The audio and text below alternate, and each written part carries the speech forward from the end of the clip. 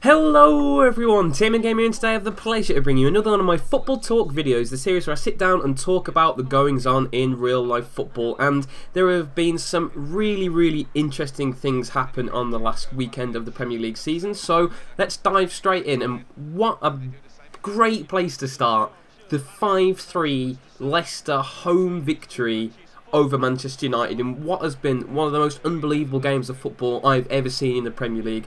It's the first time in Manchester United's Premier League history that they have lost a game when they were 2 goals up. And to do that, to concede 5 goals, to lose a 2-0 and a 3-1 lead to a newly promoted team after spending 200 million in the window, just goes to show that you can throw as much money as you want at a problem.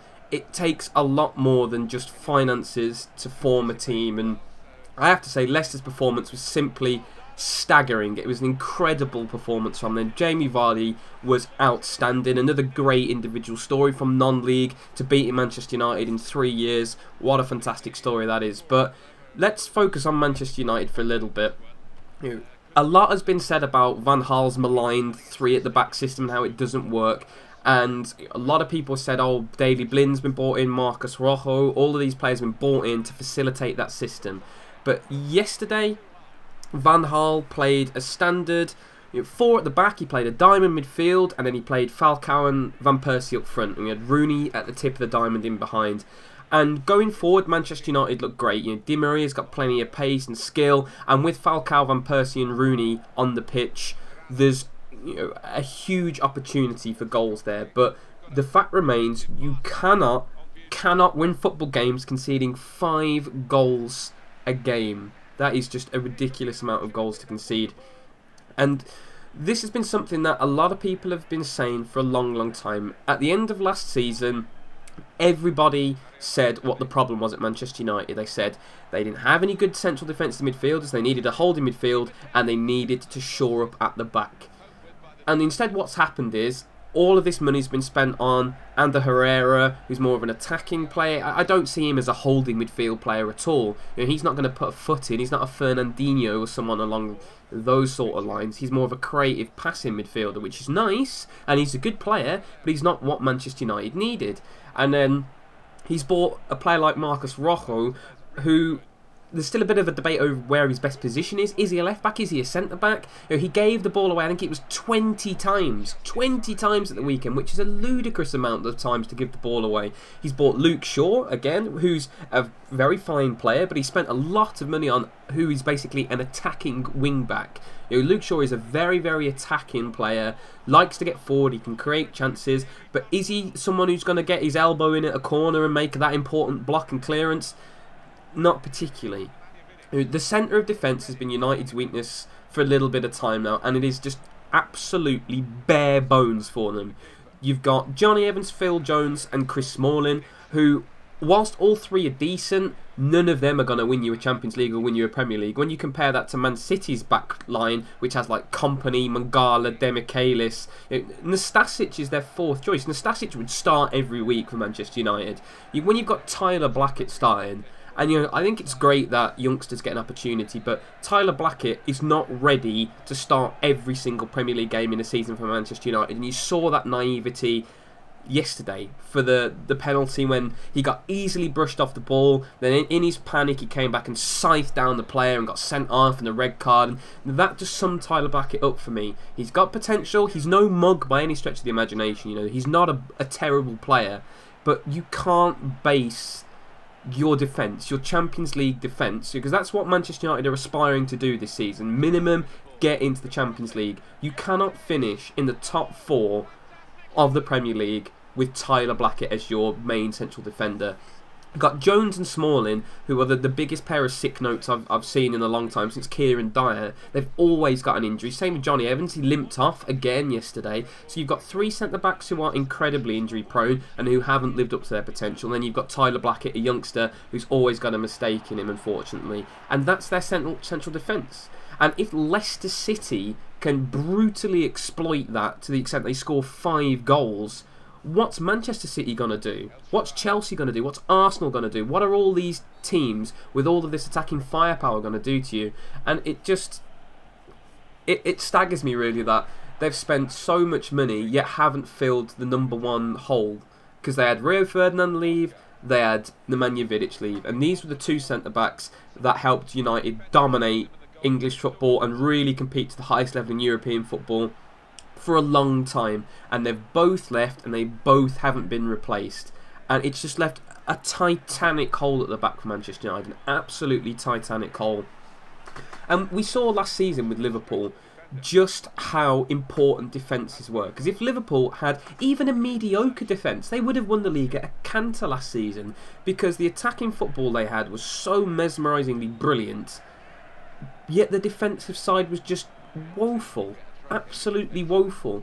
And it's exactly the same sort of thing with Manchester United this season. Some of the attacking play we've seen from the likes of Di Maria and Mata and Rooney and Van Persie and Falcao and all of those names I've just reeled off would walk into most teams in Europe in the attacking department.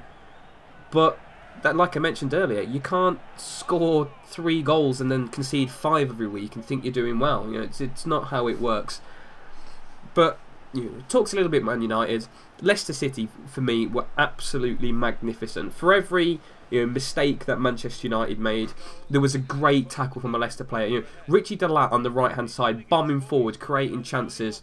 Vardy, Ulloa and Nugent, who actually looked pretty solid and a resolute strike partnership. I think they work quite well together. I'm not sure David Nugent's going to score too many goals, but he's certainly going to be a good foil for Ulloa. He's going to be the guy who runs in behind, while Ulloa is the more tanky target man style of striker. They definitely work well together, and what a great start for Leicester City now to turn Manchester United over so comprehensively. Pretty much all of the promoted teams have come in and done all right so far this season, so it's setting it up for quite an intriguing battle at the bottom of the table as well. We had West Brom pick up their first win of the season this weekend. Much needed for Alan Irvine. He's been coming under a lot of pressure, and for me, I still think West Brom are one of the favourites to go down. You look through their side, and there's a lot of average players, unfortunately, for them. But that was a huge win. An absolutely vital win for them.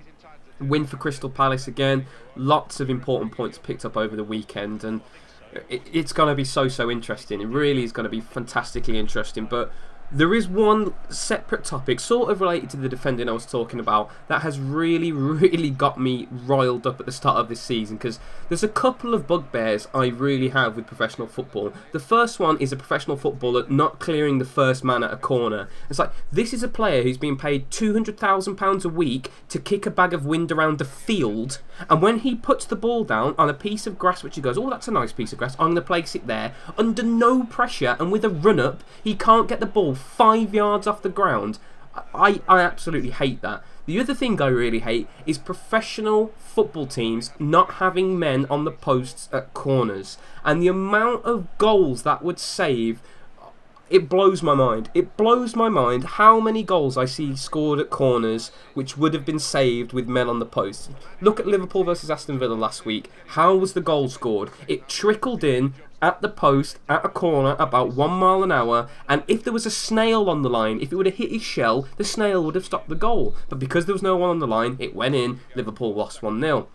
Stoke's goal, the second goal they conceded, no, the first goal they conceded yesterday, from a corner. Peter Crouch tried to clear it away. He ended up slicing it. Where did it go? Right in the posts. If there was a guy on the line, it would have hit him in the face. No goal. Stoke City would have won the game. It just happens all the time. Every single Premier League team sets up with a sort of one guy in the zone, sort of at the near post, to try and tap the ball, and no one on the far post. It's ludicrous. It's absolutely ludicrous. The amount of goals that go in is so high.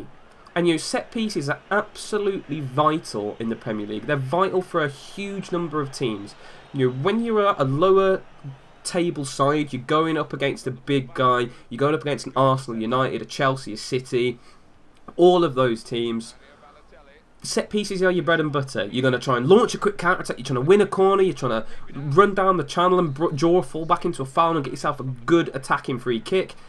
The amount of goals that get conceded from these is simply astronomical, and just by having 2 people on the post would cut so many of them out. And for the life of me, I can't understand why it doesn't happen, because it was happening in the Liverpool game, where Liverpool were bringing 9 or 10 players back. So basically all of their outfield players were within about 25 yards of their own goal to defend a corner. Yet even when there's all of these players back, and even when, like it was against Aston Villa, the game I was watching, even when Villa had 3 or 4 players standing on the halfway line just in case Liverpool tried to launch a counter-attack, so that meant there's at least 3 free Liverpool players, they still can't find 2 of them to put on the post. And it ended up costing them 3 points, costing them the game.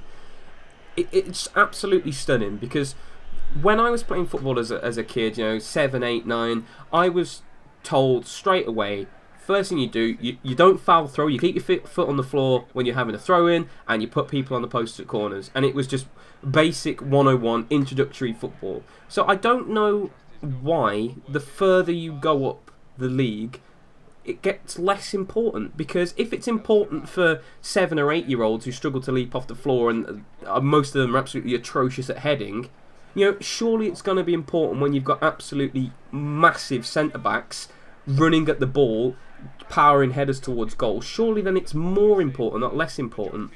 Because, you know, there's always this saying in sport that action is always faster than reaction. So what that means is, if, you know, a guy is running down the wing and he does a skill move and then goes a different direction, it's always faster to do that than it is for the defender to see it and then react to it. You know, the defender might have lightning reflexes, but he's still not going to be able to react to an event faster than the person performing the action can do it. So if the ball is whipped in, a perfect corner's whipped in, and Vincent Kompany charges onto the ball and bullets a header, sometimes there's nothing you can do about that as a defender, because the guy is massive, the corner's been perfect, and he's just nailed the header. However, what you can do is put a guy on the line, because then if the ball comes flying at him, hey, you might take one in the face, but I'd rather get smashed in the face with the ball every now and again and win a game of football in the Premier League than not do that. So it's absolutely mind-boggling. And if anybody can actually give me a reason why I don't see men on the posts at corners, I would be delighted, because I've sat down and had a good think about this and the reasons why this could be, and I can't think of anything. I legitimately cannot think of a reason why professional managers, and some of the best managers around, managers I respect, don't put men on the posts at corners. If anybody can come up with anything at all that's even half legitimate, I would be delighted to hear that. But once again, guys, thank you so much for watching. Apologies for the lack of videos, but you heard from my fantasy update video last week, I have been grim. So ill. And I felt pretty rough after doing that video as well. My nose has been running like a tap, my head has been absolutely pounding, and my throat has been like a cheese grater. So I'm in the stage now where I'm actually feeling alright. So fingers crossed I'm going to get another video recorded in a little bit. But until then, thank you so much for watching, and as always, have a great day.